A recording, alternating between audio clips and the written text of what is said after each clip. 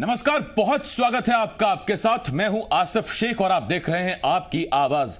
आपकी आवाज शुरू करें, लेकिन उससे पहले हम आपको बता दें कि मध्य प्रदेश छत्तीसगढ़ की ताजा तरीन खबरों के लिए आप हमारी वेबसाइट gmpcg.com पर भी विजिट कर सकते हैं। आप ट्विटर और फेसबुक के जरिए भी हमसे जुड़ सकते हैं।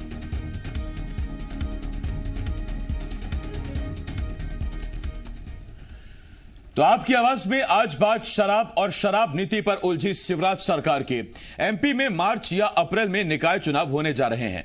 बड़ी अहमियत रखने वाले इन छोटे चुनावों को दोनों सियासी दल बड़ी संजीदगी से ले रहे हैं। यही वजह है कि निकाय चुनाव से पहले क्या एमपी में नई शराब नीति लागू की जाए या नहीं, इसे लेकर शिवराज सरकार पसोपेश में है। खबर है कि 1 अप्रैल से लागू होने वाली नई शराब नीति को फिलहाल 3 महीने के लिए टाला जा सकता है। वैसे इसकी एक वजह उमा भारती का शराब मुक्ति अभियान भी है। अब सवाल यह है कि शराब नीति पर सरकार के सामने क्या उलझन है। ऐसे ही कई सवाल हैं जिनके जवाब जानने की कोशिश करेंगे। एक खास पैनल भी हमारे साथ जुड़ेगा, लेकिन आइए सबसे पहले एक रिपोर्ट देखते हैं।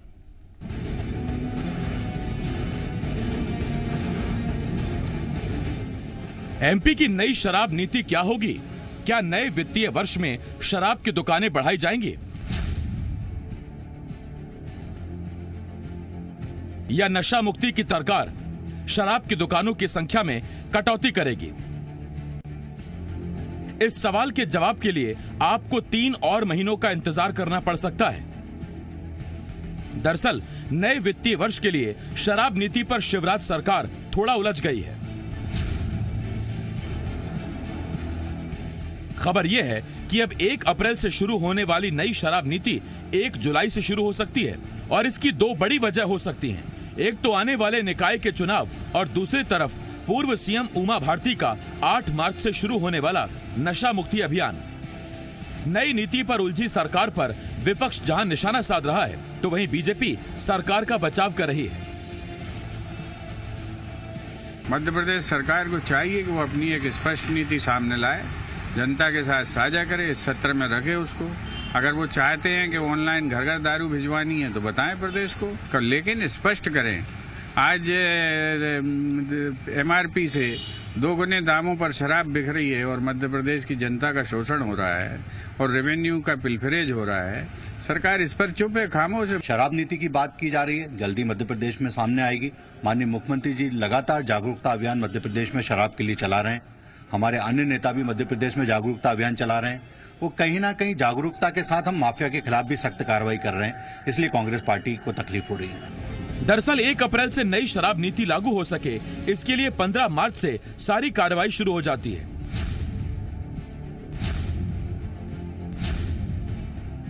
मगर इस बार निकाय चुनावों में शराब के मामले में विपक्ष कहीं हावी ना हो जाए और उमा भारती का अभियान सरकार पर भारी ना पड़े, इसके लिए ही फिलहाल सरकार नई नीति को ठंडे बस्ते में डाल सकती है। अब सवाल यह है, क्या नई नीति को लेकर वाकई शिवराज सरकार कंफ्यूज है? सवाल यह है, क्या उमा भारती के अभियान ने शिवराज सरकार की मुश्किलें बढ़ा दी हैं? और सवाल यह है कि आर्थिक संकट से जूझ रही शिवराज सरकार नई शराब नीति को कब तक टाल पाएगी? ब्यूरो रिपोर्ट, जी मीडिया।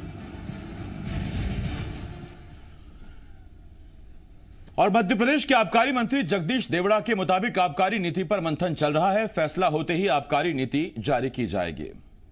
नई आबकारी नीति में अभी मंथन चल रहा है, विभागीय मंथन है और सारे विचार विमर्श के बाद में जो भी नीति तय होगी वो सार्वजनिक की जाएगी।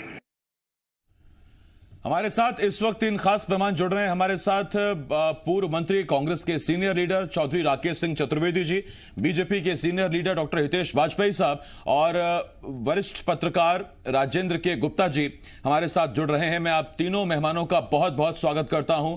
राजेंद्र जी, डॉक्टर हितेश जी और चौधरी साहब, बहुत बहुत स्वागत है आपका इस डिबेट में। सबसे पहला सवाल वाजपेयी साहब आपसे। वाजपेयी साहब, शराब नीति 3 महीने लेट हो सकती है, नगरीय निकाय चुनाव इसकी वजह है या फिर कोई अभियान परेशान कर रहा है?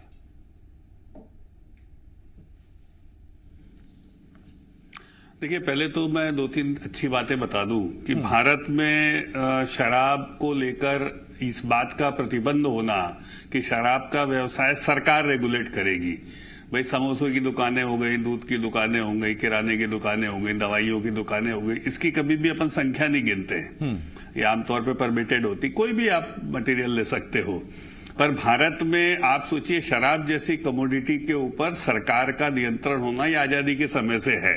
तो इस बात का तो ये संकेत है कि शराब एक दुधारी तलवार है और सरकारें जो हैं या देश का जो सिस्टम है वो ये चाहता है कि शराब नीति के तहत एक नियंत्रित तरीके से ही इसका व्यवसाय देश में हो, और इसीलिए इसको राज्य की सूची में भी डाला गया है, इसको केंद्र की सूची में नहीं रखा गया है।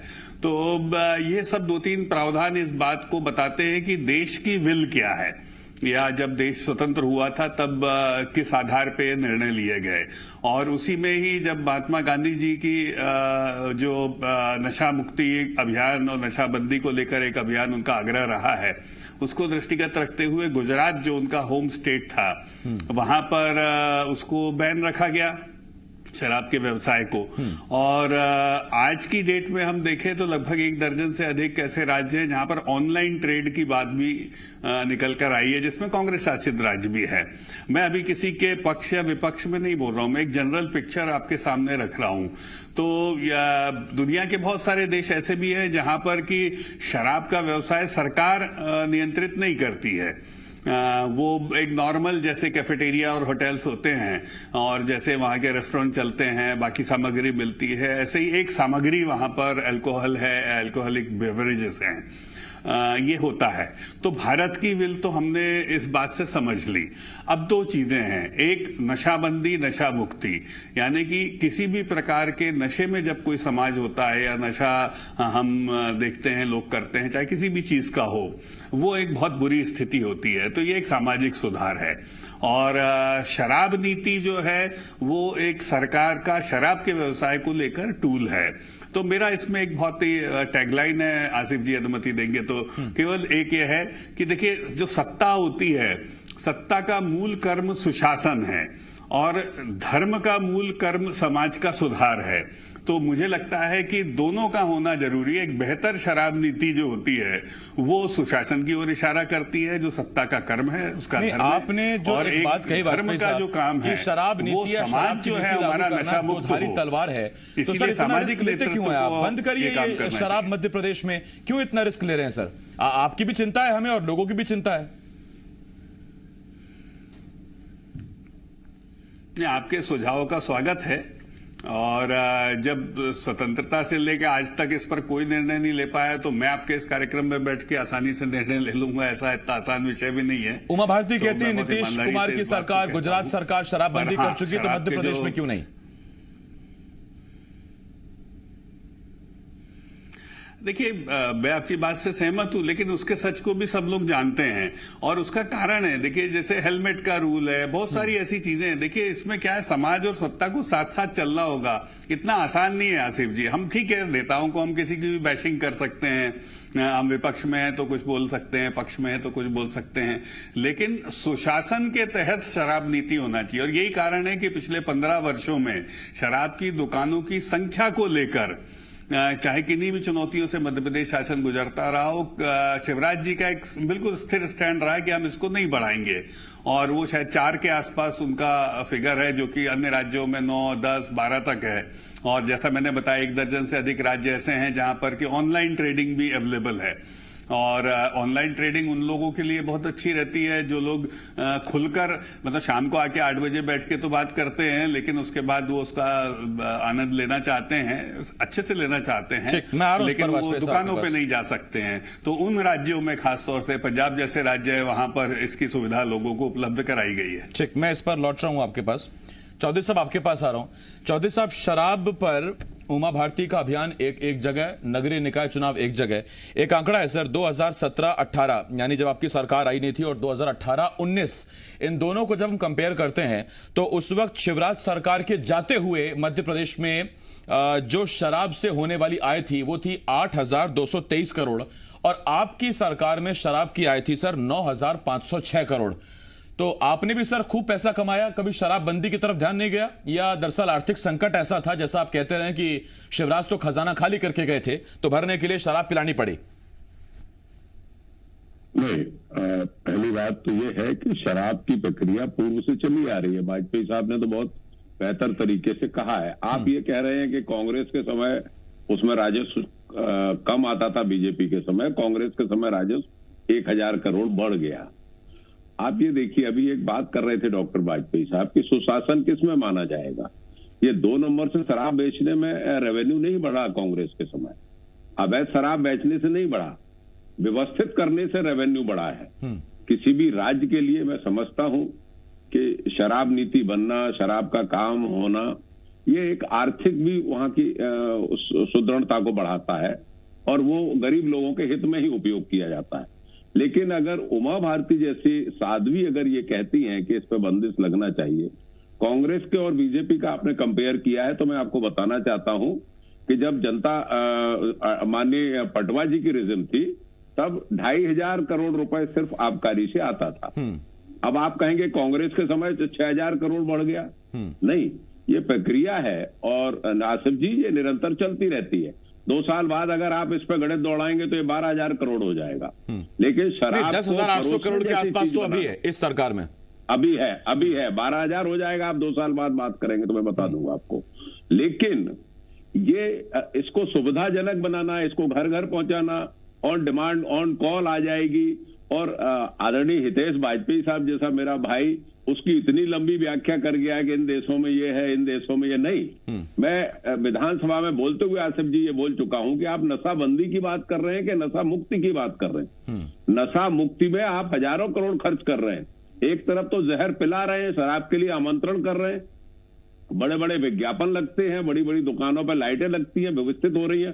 दूसरी तरफ आप नशाबंदी की बात कर रहे हैं कि हम नशा मुक्त करेंगे। भाई नशा मुक्त कैसे हो जाएगा? जब आप बेच रहे हो शिवराज सिंह जी, तो आप मुक्त कैसे कर दोगे उनको? इस पर बड़ी दिलचस्प प्रतिक्रिया मुख्यमंत्री ने दी थी।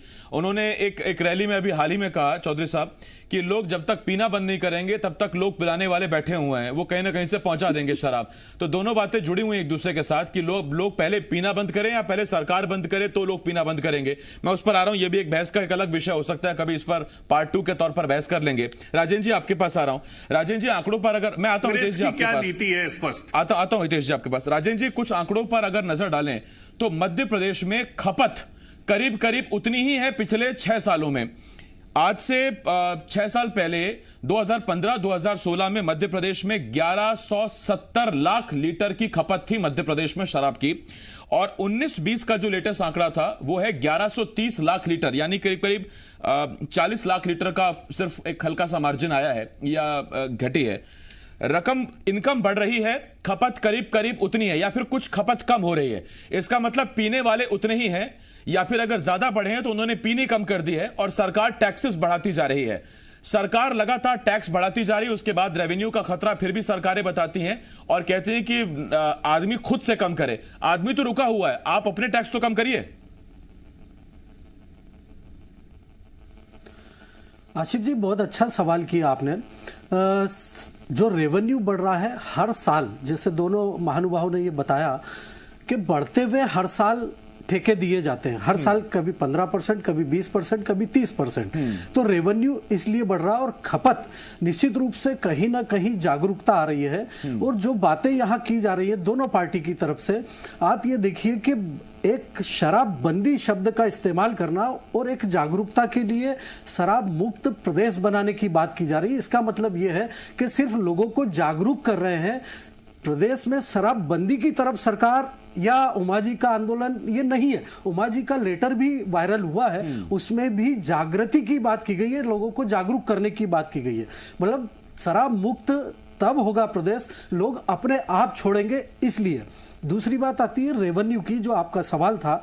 खपत भी बढ़ रही है, पर आप ये देखिए कि जो गुजरात, बिहार या जहां का भी उदाहरण दिया जाता है कि जहां शराबबंदी है, आशिफ जी ये जानकर आपको आश्चर्य होगा कि गुजरात में भी पूरी तरह से शराबबंदी नहीं है। वहां भी व्यक्तिगत लाइसेंस लेकर शराब मिलती है। अगर आप गुजरात के आंकड़े शराब को लेकर जो प्रकरण अपराध दर्ज होते हैं उनको उठाकर देख लेंगे और मध्य प्रदेश के शराब के आंकड़ों को जो प्रकरण है उनको उठाकर देख लेंगे तो आपको लगभग उतने ही मिलेंगे या ज्यादा मिलेंगे। वहां भी शराब अवेलेबल है। अभी एक ताजा मामला यह आया, मध्य प्रदेश से शराब निकलती है अरुणाचल के लिए, वो जाती है बिहार और इन रास्तों से होकर, पश्चिम बंगाल से होकर, और मध्य प्रदेश की शराब जो सिर्फ अरुणाचल में बिक्री की है उसके अपराध दर्ज होते हैं पश्चिम बंगाल में। यह हाल की बात है। और आज ही मध्य प्रदेश के 2 अधिकारी अरुणाचल भेजे गए हैं जांच के लिए।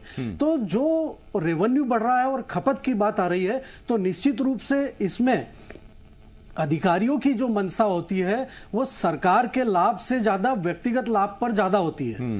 यही कारण है कि मध्य प्रदेश में शराब बड़ी मात्रा में, जो आंकड़े हैं, सरकारी रिकॉर्ड हैं, वो आपको पता है हर चीज में सरकारी रिकॉर्ड अपने होते हैं और एक्चुअल में स्थिति अलग होती है। आशिफ जी, अगर मध्य प्रदेश में पूरी तरह से शराब के 2 नंबर के व्यवसाय पर नियंत्रण कर लिया जाए या उस पर रोक लगा दी जाए, तो मेरा यह वादा है कि मध्य प्रदेश सरकार को, नहीं राजेश जी, मेरा इसी पर आपसे सवाल है, कई टैक्स में राहत दे देगी, राजेश जी, इतनी अधिक मात्रा में रेवेन्यू मिल जाएगा। प्रदेश के गृह मंत्री ने एक बयान दिया, उन्होंने कहा कि अवैध शराब रोकने के लिए शराब की दुकानें बढ़ाए जाने पर विचार किया जा रहा है। हालांकि वो बात अलग है कि शिवराज सिंह चौहान ने फौरन आकर इसका खंडन किया और कहा कि नहीं, हम शराब की दुकानें बढ़ाने वाले नहीं है। क्या ये तर्क कि अगर आप लाइसेंसी दुकानें बढ़ा दें तो उसकी वजह से अवैध शराब रुकेगी, या जो ये झिंझर, पोटली जिन्हें हम स्थानीय भाषाओं में कहते हैं, ये सब बंद हो जाएगी, आपको लगता है क्या? और दूसरा, लाइसेंसी शराब दुकानें संख्या बढ़ाने से सरकार के राजस्व में तो बढ़ोतरी होगी, लेकिन ये जो सस्ती 20-30 रुपए की जो झिंझर मिलती है, ये कैसे बंद कर देंगे आप, जबकि बोतल की असली कीमत से ज्यादा उस पर टैक्स है? आशिफ जी, बहुत अच्छा सवाल किया। मैंने ये शायद कहीं पहले भी बोला था आपके माध्यम से ही कि मध्य प्रदेश में शराब की कीमत हर साल बढ़ा रहे हैं, और बढ़ती कीमत इसके लिए दोषी है जो जिंजर और जो पोटली बिकती है, ये सब उसके लिए दोषी है।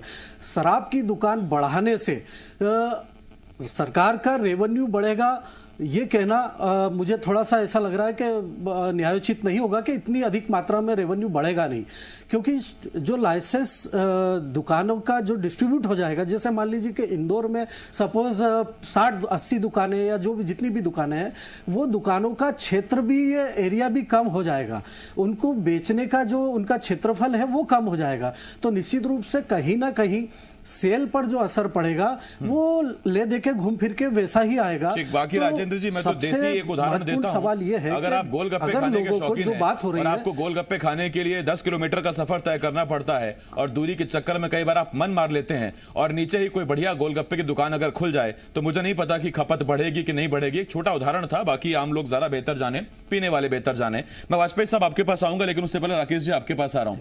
राकेश जी, शराबबंदी की मांग और शराबबंदी का दावा, ऐसा नहीं है कि बीजेपी सरकारों में ही या बीजेपी शासित राज्यों में ही ये मांग उठ रही है। आपके बगल के प्रदेश में मैनिफेस्टो में लिखित था कि शराबबंदी करेंगे, सरकार में आएंगे। 2 साल सरकार को हो गए हैं, उस दिशा में अब तक बघेल सरकार जाती हुई नहीं दिख रही है।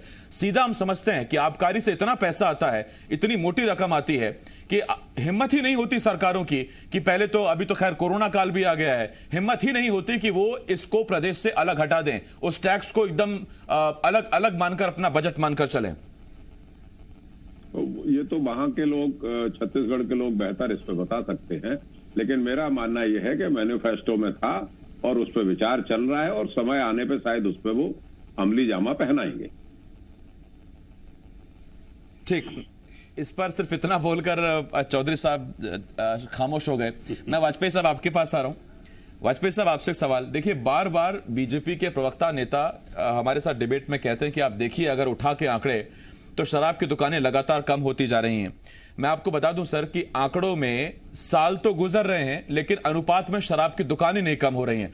15-16 में आप ही की सरकार थी, तब से लेकर आंकड़े, आप ही की जो वेबसाइट है एक्साइज डिपार्टमेंट की, एमपी की, वो वेबसाइट बताती है कि 16-17 में जो फॉरेन लिकर की दुकानें थी मध्य प्रदेश में, वो थी 1089, जो अब है 1070, यानी सिर्फ और सिर्फ 19 दुकानें कम हुई हैं इन 4 से 5 सालों में। और कंट्री लिकर यानी कि देसी शराब की जो दुकानें थी, जो ठेके थे लाइसेंसी, वो 2594 थे सर आज से 7 साल पहले, और अब है 2541। सर, आपको लगता है कि ये जो रफ्तार है, ये जो अनुपात है, ये नशा मुक्ति की तरफ और शराबबंदी की तरफ बढ़ती रफ्तार है, और इस रफ्तार से आप संतुष्ट हैं? देखिए आसिफ जी, यदि आप हिपोक्रेटिक चीजों को छोड़कर खुले मन से चर्चा करेंगे तो मैंने तो इस नीति को बहुत अच्छे से समझा है, व्यवसाय को समझा है।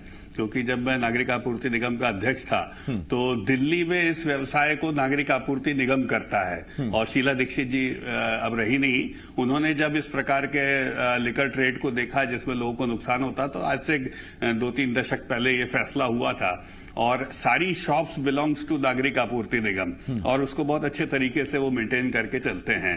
तो जब ठेकेदारों ने अपनी मनमानी की थी तो उस दौरान में ये विषय भी आया था, तब हमने इसको प्रेजेंटेशन भी दिया था और तब हमने इसको समझा था। यदि हम वैध रूप से ठीक तरीके से रेगुलेट करते हुए इस व्यवसाय को करते हैं तो शराब बुरी नहीं होती साहब। शराब के 3 जो असर होते हैं वो यदि होते हैं तो बुरे होते हैं। शराब यदि आपको आर्थिक नुकसान पहुंचा रही है, सामाजिक नुकसान पहुंचा रही है और शारीरिक नुकसान पहुंचा रही है किसी भी व्यक्ति को, तो शराब सौतन है, शैतान है। तो ये बात बहुत समझने वाली बात है। अन्यथा आप देखेंगे गोवा से यदि आप शराब को निकाल देंगे तो आपका टूरिज्म सेक्टर बहुत डाउन हो जाएगा, क्योंकि जो लोग वहां आते हैं उनके लिए वो रूटीन चीज है, आपके लिए टैबू हो सकती है।